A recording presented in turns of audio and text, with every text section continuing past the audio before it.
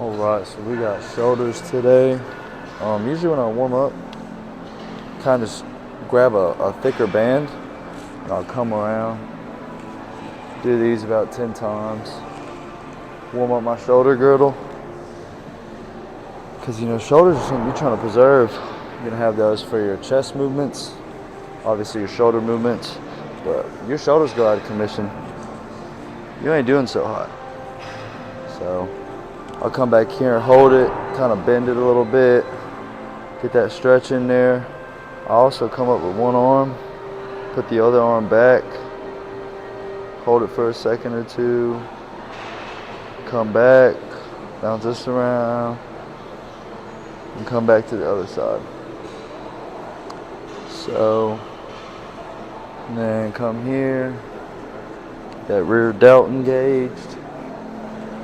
Come back, do some more of these, kind of hold it in a fixed position. Put your chest to the ceiling. This feels so good, especially when you start like getting into like experience lifting, like you've been lifting for a while. You want to preserve every muscle group and joint and ligament you got. I'll also like come against the wall and I'll like warm up my shoulder like this. Just a deeper stretch. Because I obviously do a bunch of warm-up sets, but hey, stretching never hurt nobody. So, but just a quick little warm-up. Stretch out. Circumduction movements. Front, back, shoulder press movements. Feeling pretty good, feeling loose. Now we're gonna do some warm-up sets. So, shoulder. First thing we got, I always start with a compound movement to get my whole muscle group warmed up, and that is going to be dumbbell shoulder press. That has been my favorite. Dumbbell anything is my favorite over barbell any day. So we'll probably do 2-3 warm-up sets and start getting into some weight. So stay tuned. I'm probably about to start getting into some heavy sets. I already did my warm-up sets. It's kind of boring to record. So did 30, 40, and 50 for warm-up. Probably do 60, 70, and 80. With me cutting, weight's been kind of tough lately, like going up. So we'll see how 60 and 70 move.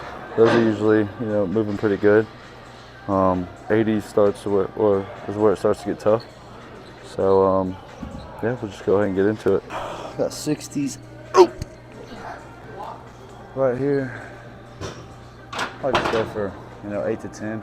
I really try to go slow and control when it comes to heavyweight, because you start just throwing that shit up, that's where you put yourself at risk for injury. So without further ado,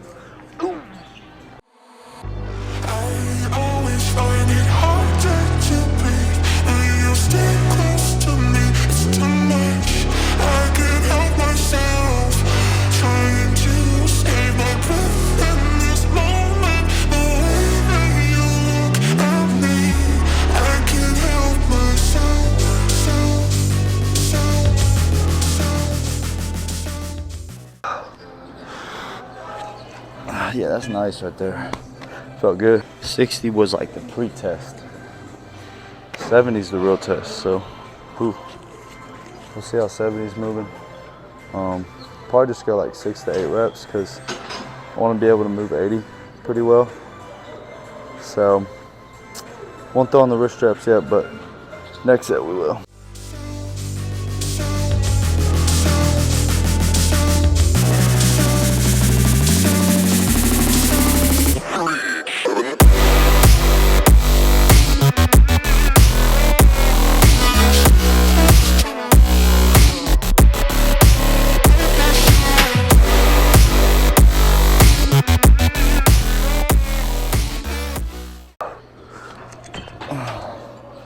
Yeah, that's moving nice.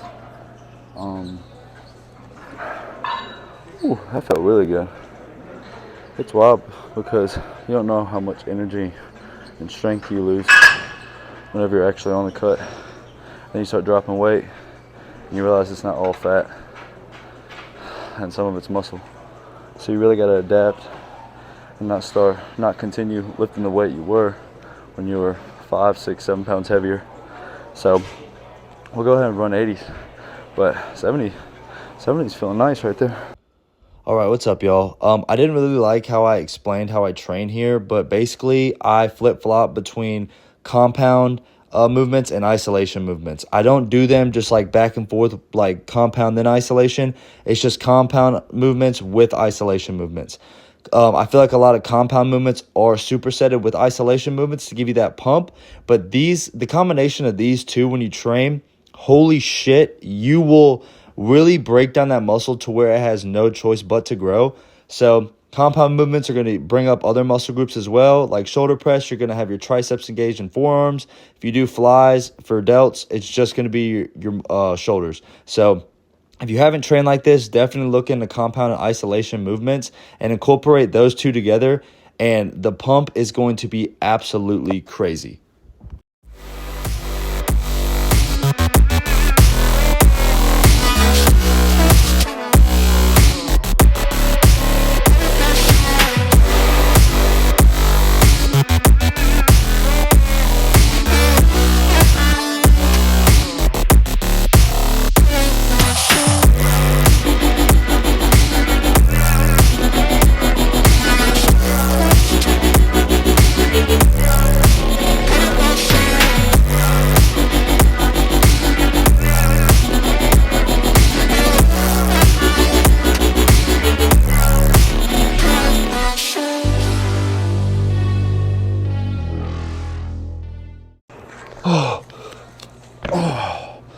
Holy shit. Yeah. That 8th one about killed me right there, but that's what I mean pushing to a failure. You gotta have, like I thought I was gonna get 6. I got 8. You just gotta push yourself for those extra rep ranges and really get uncomfortable, because a lot of people would just push that shit up, and when they were still moving good, they quit. No, you gotta go to failure to grow. So right here, this is the best isolation movement you can do for your delts. These are delt flies. As you can see, I've taken my legs away to put more emphasis on my shoulder. So I'm against the bench because I don't want to have to swing up with my legs to actually get the full range of motion. I feel like a lot of people rely on their legs to give them that momentum, but I'm really trying to bring my shoulders up. And to do that, I need to put more emphasis and strain on them by taking away that extra momentum that's in my legs. So when you're doing these, this is the key to growing shoulders. When you're doing these isolation movements like these delt flies, when you hit failure, go into partial reps. When you do partial reps, that's half reps. When you do half reps, you're still recruiting the same amount of muscle fibers. It's just without the full range of movement. That is going to give you a stupid pump. All right, guys, if you were doing barbell shoulder press, go ahead and do you and your lower back a favor and just stop and start doing Smith machine shoulder press. I've been doing this movement for so long. I will never take it out of my training. I will live and die by this movement right here. So it looks like I'm just working my anterior head, which is mostly what you work when you dumbbell shoulder press. But I promise you, I felt this in all aspects of my shoulder. I felt it on my medial head and my rear delt. My shit was just firing right here. I mean, I was like really struggling to get these reps, and I can usually move this type of weight pretty well. But this right here, I say do these instead because, one, you don't have to focus on balance. Like, it's in one position. All you have to do is focus on getting that shit up. Two, if you fail and you can't get the weight up, all you got to do is rack it back off or rack it up, take the weight off, and then get it to your desired level to get back in the movement. And the drop sets on here are just stupid. As you can tell, I'm repping out just a plate. And this felt like I had like 1,000 pounds on each side. So if you're not doing this movement, go ahead and get into it. And I promise you, you will see crazy gains in your shoulder. And you'll really see that 3D look start coming up in your shoulder once you start pushing yourself to failure. You have to go until failure to grow. I will preach that until the day I die. But this right here is the perfect example of failure. And if you don't have a spot, it doesn't matter. You can rack it up whenever.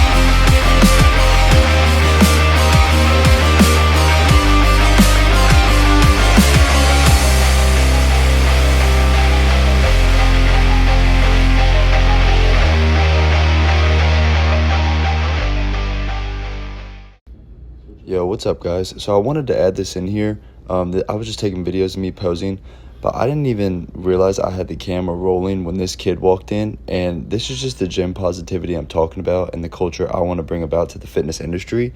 Like, he was nervous to walk in. I told him he could go ahead and come in, and you'll just see how everything unfolds. But it's super cool to watch. I'm so happy I caught this on camera because this was just like a really raw interaction, and me just trying to lift him up and him lifting me up, and us just having that mutual respect for each other's physiques and hard work that we see every day when we're grinding in the gym.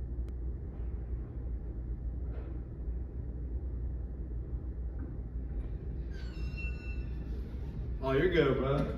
Hey, man, you're good. You don't want to mess up the video. Nah, man, I got plenty of takes, bro. Looking good though. I appreciate that, man. Thank you. You're huge. I've been cutting right now, so I ain't feeling too big.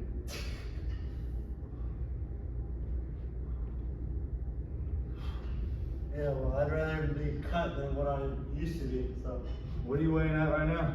165. About 172. Yeah, dude, I'm down like 10 pounds, bro, and it's just been eating at me. I was 185, so Yeah, man, you looking good. I've seen you come in here. You put in work, bro. that's right. Yeah, man. Hey, all you gotta do is just do what you can. That's all you gotta do. But do it the smart way, and try not to hurt yourself while you're doing Yeah, I already hurt myself one time. I'm not trying to repeat that. it. Really? Doing what? Were you lifting? Yeah. How'd you get hurt? I was doing too much weight. Yeah, I've been there. And like, I popped like my wrist. My wrist is like off for about like 3 months. Woo. Yeah, I'm about to say I got a wrist injury too, dude. It put me out of commission for a while. But it's how you bounce back, though.